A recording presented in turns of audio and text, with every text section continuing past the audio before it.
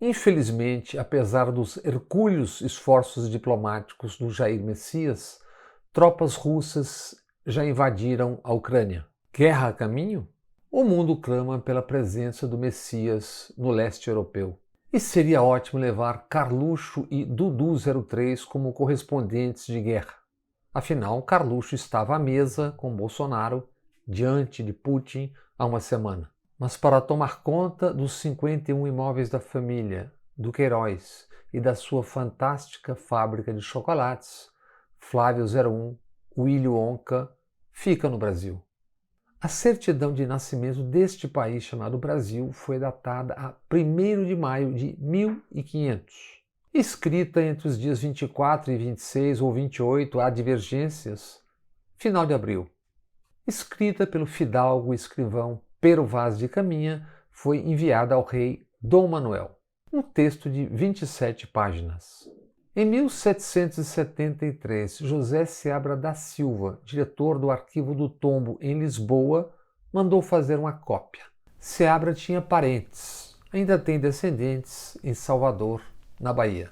Mas a carta de Caminha era desconhecida até o padre Manuel Aires publicar um livro em Portugal. O livro Corografia Brasílica, em 1817. 3 séculos depois do achamento ou descobrimento, como prefere. Começamos bem, por isso até hoje aqueles infernais cartórios. Ou a prova de vida feita em bancos que movimentam o seu dinheiro, amiga, amigo. A carta de Caminha segue guardada na Torre do Tombo, em Lisboa. Foi escrita com pena de pato. Não confundam pato com marreco, embora ambos sejam da família Anatidae. No Brasil, como bem sabemos, temos 90 espécies de patos. O marreco, por exemplo, é bastante consumido na região sul do Brasil. Deem um clique e confiram o que estou dizendo no Wikipédia. Temos inclusive a Feira Nacional do Marreco, realizada anualmente em Brusque, Santa Catarina, que, a propósito, é a terra do lamentável, deplorável Véi da Van. Um emblema, um símbolo da pandemia, a mãe do Véi da Van morrendo na Prevent Senior. Ano passado, a festa do marreco foi cancelada. A prefeitura explicou: não é seguro sanitariamente fazer a Feira Nacional do Marreco. Explicou ainda: achamos coerente não realizar a feira por segurança, em respeito às pessoas. Pelo andar da carruagem até agora, parece que este ano não teremos a festa do marreco. A parte marrecos e seu grasnar, voltemos a tema e personagens que hoje nos interessam. Na Torre do Tombo, a carta de Caminha. A história do nascimento daquela imensa terra que se tornaria o Brasil está trancada numa gaveta. Na Torre do Tombo, a gaveta de número 8, maço número 2. E aí, e nisso, gaveta, chegamos à questão central para futuros historiadores. Tratemos de saber onde estão documentos vitais e depois um ligeiro sobrevoo sobre o agora. Perguntas que só procuradores federais, o procurador-geral e funcionários da PGR em Brasília podem responder. Em que sala da Procuradoria estão as gavetas e maços onde enterram, escondem as denúncias contra presidentes da República? O Procurador-Geral Augusto Aras usa as mesmas gavetas que usava Geraldo Brindeiro, recém-falecido, o Procurador-Geral de Fernando Henrique Cardoso? Quantos são os maços engavetados? E as gavetas? São largas? Profundas? Manchetes sobre fatos, alguns dos mais recentes. Aras pede arquivamento de investigação sobre prevaricação de Bolsonaro no caso Covaxin. Aras pede para o Supremo Tribunal Federal arquivar inquérito que investiga suposto vazamento de informação sigilosa por Bolsonaro. PGR contraria relatório da Polícia Federal e pede arquivamento do inquérito contra líder do governo Bolsonaro no Senado. Aras rejeita pedido de abertura de investigação contra Bolsonaro por cheques de Queiroz a Michele. PGR arquiva apurações sobre offshores de Guedes e Campos Neto. Aras arquiva pedido de subprocuradores para enquadrar conduta de Bolsonaro sobre coronavírus. Estes só alguns entre vários exemplos, muitos exemplos. Aceitemos que em todos estes arquivamentos ou engavetamentos, Aras estava coberto de absolutas razões legais. Mas vamos ao mais recente. CPI da pandemia não apresentou provas, diz o procurador-geral. O Aras. E Aras disse mais. Senadores entregaram um HD com 10 terabytes de informações desconexas e desorganizadas, disse Aras. Resposta do senador Randolph Rodrigues, vice-presidente da CPI da Covid. Aras é a página mais triste do Ministério Público. O próprio presidente confessou o crime. Disse ainda, Aras está há 100 dias protelando qualquer ato em relação à CPI, encontrando desculpa atrás de desculpa. Para arquivar, ele toma decisão liminar, mesmo com fartas provas. Boa parte do Brasil acompanhou estarrecida a CPI da Covid, a CPI do genocídio. Quem tem como ver, ouvir, ler, sabe como foram, são, como agiram e agem Bolsonaro e ou os seus na pandemia. Incúria, incompetência, corrupção, prevaricação, solares atos e palavras de genocidas não são provas? Nos casos de 640 mil mortos, não existe uma única prova? Tramas palacianas com a macabra Prevent Senior, aquelas barbaridades ditas nas lives das quintas, não contêm prova alguma. Documentos oficiais da multinacional Pfizer atestando atraso de 1 ano para a compra de vacinas não são provas? Essa história da Pfizer, comprovadíssima com documentos e depoimentos que o país inteiro viu, não são provas? Com documentos, com depoimentos ao vivo, o país inteiro assistindo na CPI. Essa história da Pfizer é o quê? É algo a ser engavetado? Em troca de quê? De um pedaço de pano, de uma toga no Supremo? Já quase 200 mortos e mais de 100 desaparecidos em Petrópolis. Enterrados em avalanches ou afogados, morreram sem ar, como milhares na pandemia. Na pandemia seguem morrendo diariamente 4 ou 5 Petrópolis. E como se isso fossem só números. Isso não é prova de como a morte foi brutalmente naturalizada? Caro Procurador-Geral, não existem responsáveis. Como dizer que faltam provas de responsabilidade de quem comanda o país? Petrópolis, por exemplo, quem investigar não encontrará provas de crimes, descaso, de corrupção em décadas? E herdeiros da família imperial com ideias e hábitos dos séculos XVIII e XIX? Ainda recebem muito dinheiro, o tal laudêmio, mais de século depois, por descenderem de imperadores e princesa.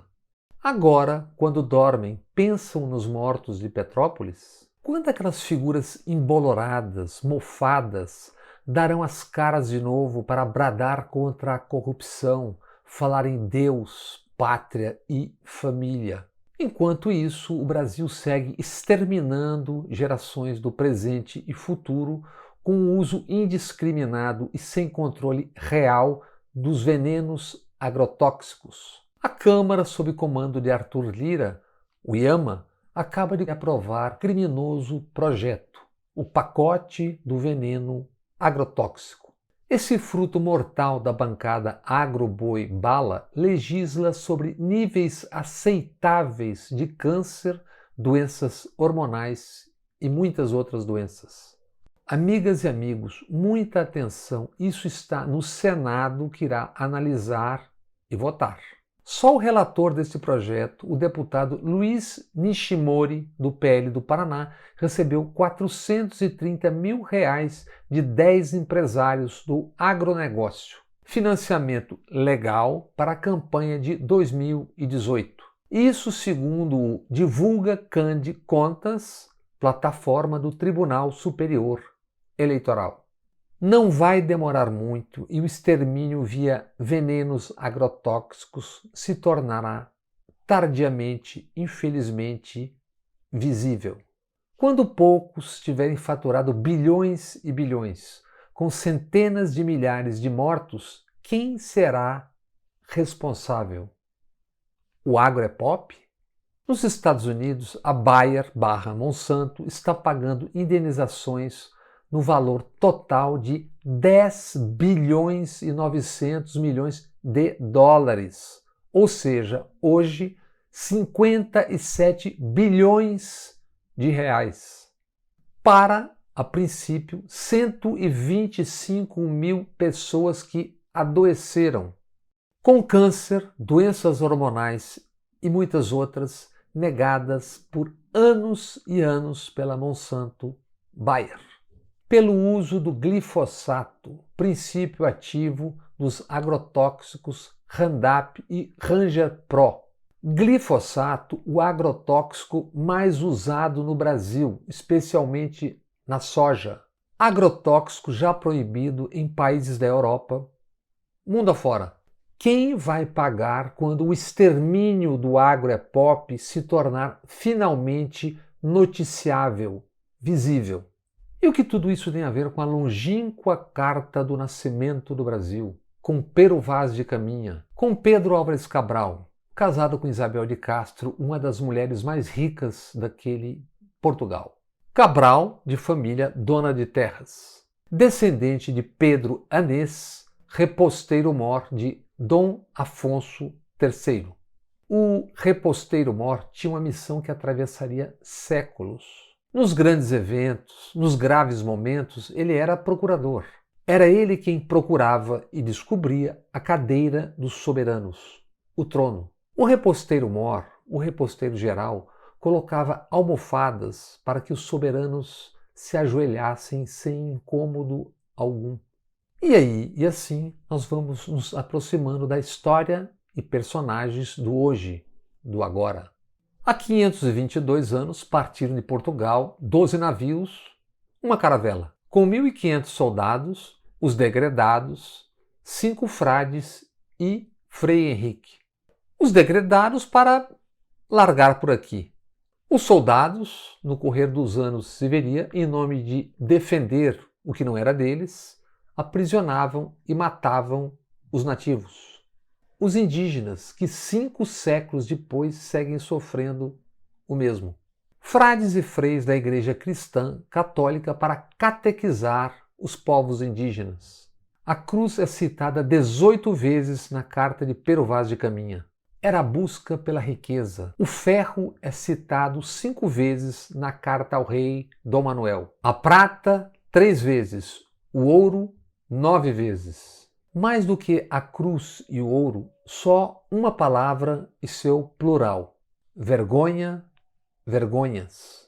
Vergonha, vergonhas para descrever indígenas, homens, mulheres, crianças, inteiramente despidos, nus.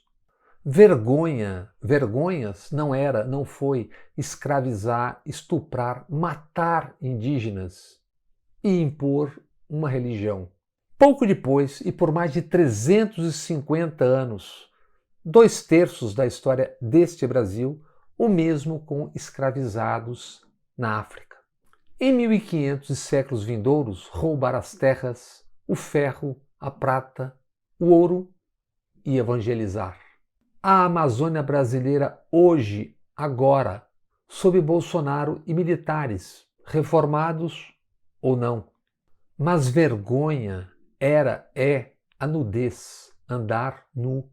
Vergonha é permitir que humanos vejam, se deparem com corpos iguais aos seus. Corpos, desde há milhões de anos. E 522 anos depois, o que é a vergonha? O que são as vergonhas no Brasil? Vergonha neste Brasil passa quem é pobre, desempregado, miserável, quem não tem o que comer. Vergonha é não ter belos trajes para tapar as vergonhas. Vergonha é o sexo. Tudo pode, menos publicamente, mostrar, exibir as vergonhas. Salvo quando por desejo ou algum interesse for necessário, útil. Há os que podem tudo e há os que não podem nada. Belos ternos e coloridas gravatas, vestidos, barbas bem aparadas, cabelos bem cortados. Tudo isso oculta, esconde as vergonhas. Só não consegue ocultar, esconder a falta de vergonha. A isso seguimos assistindo e não tem adiantado no momento, de maneira geral, procurar. Ainda que a falta de vergonha salte aos olhos, ouvidos e narizes. Toda nudez segue sendo castigada. A falta de vergonha na cara, não. E não adianta procurar. Não encontrarão. Nesta terça-feira, 22/2 de 2022, fiquemos com a maravilhosa Nina Simone dizendo tudo.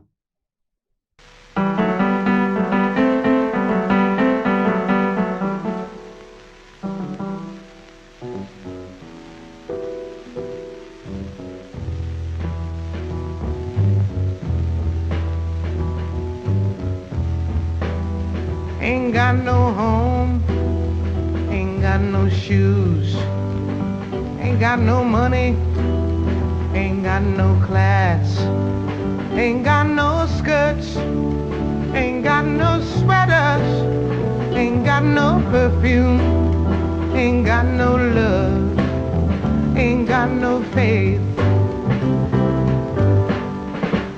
I ain't got no culture, ain't got no mother, ain't got no father, ain't got no brother, ain't got no children, ain't got no aunts, ain't got no uncles, ain't got no love, ain't got no mind. I ain't got no country, ain't got no schooling, ain't got no friends, ain't got no nothing, ain't got no water, ain't got no air, ain't got no